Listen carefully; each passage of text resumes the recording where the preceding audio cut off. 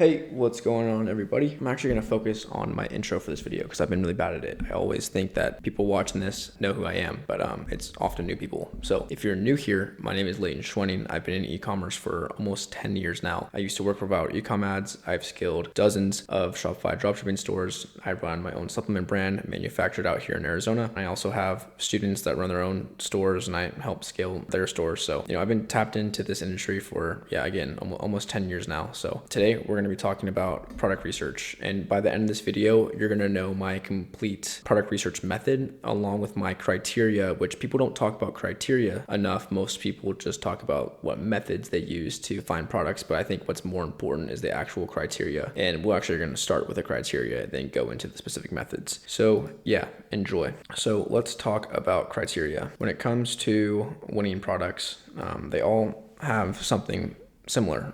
All the criteria, usually it hits all of these, but doesn't need to hit all of these specific criteria points. But number one is we have good margins. What do I mean by good margins? Well, you need to have a good break-even ROAS. If we go to this website, EcomVid, I'm not affiliated with them at all, but you can see your break-even ROAS. Okay, so for example, if you sell a product for $49.99 and it costs you $11 landed, that includes product cost and shipping cost, then your break-even ROAS is a 1.28, which is pretty damn good.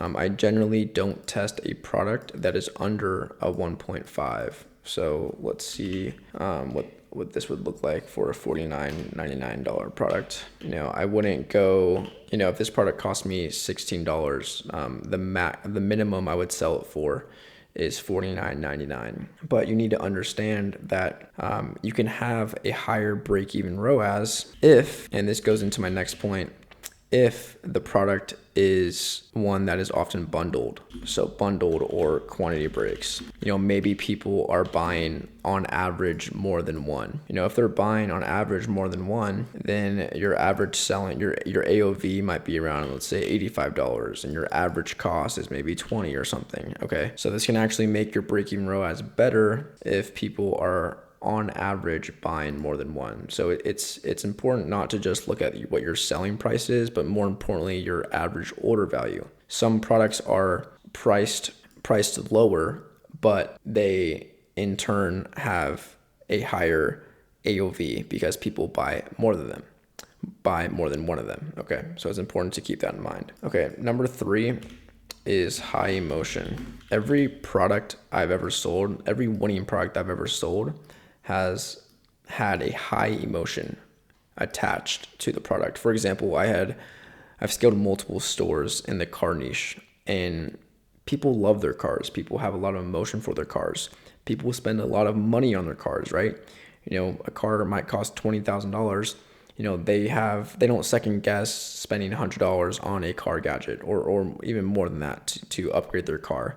Because upgrading their car upgrades their ego. It's like keeping up with the Joneses. They want to have the nicest things and they want to make their car nicer. It's just a big emotion to target. And same thing with like skincare, right? Making your appearance look better. That's why skincare does so well. Basically, every single product, you should be able to look at a product and not look at the product for what it is, but what the product does to that person. What is the person actually buying? They're not just buying the product, they're buying the outcome of the product. So if you can attach the outcome of a product to a high emotion, then you're going to have a much higher success rate when testing products. So you definitely want to study human behavior, study human emotions, and figure out how you can angle your product to tap into those emotions. So we have good margins, bundled or quantity breaks, high emotion. And I'm going to leave this as the last criteria just to keep it simple for you guys. These are by far the most important, but your product does need to have good quality. If you have bad quality, sure, it'll sell, but it's not going to last long. And it's going to be a pump and dump store where you get flooded with chargebacks and refunds and you just can't scale and you end up losing so much money on refunds and just a complete mess. So actually test the quality of your product. Order samples from your supplier, or if your exact product's on Amazon, order it from on Amazon to your house and make sure the quality is good. Make sure you're not going to get refunds. Okay. Most people skip over this and just want to make a quick dollar and they don't check product quality. And I've done this before and it sucks. You're at risk of getting your Shopify ban, payment processing ban. It's just not worth it at all. So check the quality of your product, especially with clothes, especially with clothing, right? You know, images of clothing from China can look really well, and then you get it delivered, and it's quite literally terrible. So make sure the quality is good. Okay, now that we've gone through the criteria that I look at when looking for products, let's talk about the actual methods. And honestly, the methods is the easiest part. 1, Calidata, and number 2, Facebook ad library method. So I'm actually not just gonna just say this and leave you guys at that. I'm actually gonna go on Calidata and look for some products, okay? But these are the 2 methods that I recommend for beginners and to all my students. Honestly, it's just the easiest, and it'll save you a lot of time compared to just scrolling through AliExpress and trying to find something random in there. So number 1 is Calidata. Let's go to Calidata and do some research. So I'm just looking at last 30 days product, all products, and you're gonna see a lot of stuff that's very branded here, and that is not necessarily easy to drop ship. Sure, you still could and white label it and go through those extra steps, which if you're a little bit more experienced, I recommend. But you can also find stuff on here that you can just drop ship without going through the hassle of branding and ordering MOQ and doing all of that. So like for this, looks pretty branded, supplements. They've done a lot of revenue. So this would be something that would take a little bit more time to, go through and get set up to test. If you're looking to test a lot of products really fast, I wouldn't recommend doing this. But I'm just kind of going through here and looking at stuff. Let's see what this is. The average order value is pretty high. I would want to see what the cost is on this. I'm not sure that the shipping on it might be a bit high. So you definitely want to get a quote. Maybe it costs 30. That gets kind of close to the range of a 1.5. But I would add that to the list and then keep going. And the key here is just to keep adding products to your list and just keep doing more research. Build a list of potential products. Don't get stuck on one. You want to go back through your list and look through your options and test the one that makes the most sense. Supplements are great. This looks like a pretty simple Chinese label.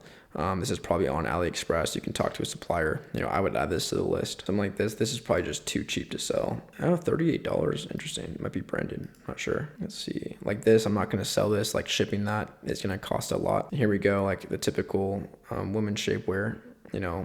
This product will always be a winning product.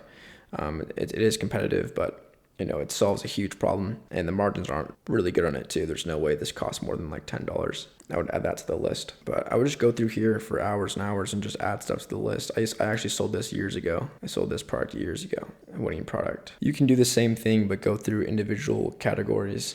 And this method will just show you products, but then you got to use the criteria to go through and filter them out. Yeah, so Calidata is great. I also recommend the Facebook ads library method. So for the Facebook ads library method, primarily I'm looking up terms that dropshippers use, like free shipping, buy one get one free, 5-star reviews, all this stuff that dropshippers run and say in their ads. You can just do that as search terms, and then I like to filter. I like to go back at least like a month, and I want to see stuff that's still running, right? I don't want to see something that was launched a week ago and then was turned off, or if it's just active for a week. I want to see someone is advertising for at least 2, 3, 4 weeks. That means they're probably generating revenue, generating profits, so then you can come in and funnel hack them and see what they're doing wrong, see what can be improved, if you can change their landing page, make a better offer, better branding. And again, Facebook ads library is not working again. Sometimes it does this, but I'm doing the same thing. I'm going through and looking at products and thinking of the criteria list, and then I'm just adding that to a Google Sheets. And I want to move quick. I want to add these to the sheet quick, and I want to get stuck up on them. And then either tomorrow, with a fresh mindset, go through that list and pick out products and mark them green or red. The green ones I'm going to test, the red ones I'm not going to test. You start to look at prices from AliExpress and see how much it actually costs to get it shipped, and make sure that your margins are right. So I just want to quickly add as many products to the list as I possibly can. Okay, and then from there, I will pick up the ones that I want to, make a store for and go through the process of getting ads set up and launched. That's pretty much it for my criteria and method. The next step would be, launching a Facebook campaign, building the store first, getting the store set up, product images, offer all dialed in, and then setting up a Facebook ad account pixel. I have videos on this. I'm going to be posting more this week and next week about, each step of the business model. So maybe I'll make a video about CRO, conversion rate optimization, and actually building a Shopify store. But yeah, that is my criteria method. It's pretty simple. It's kind of been like this for a while. The methods do change over time. I used to do AliExpress all the time, but Calendar has really taken over, and I think it's best for beginners. But yeah, that's it. If you guys have any questions, just comment down below, DM me on Instagram, whatever, and yeah, I'll get back to you. All right, peace.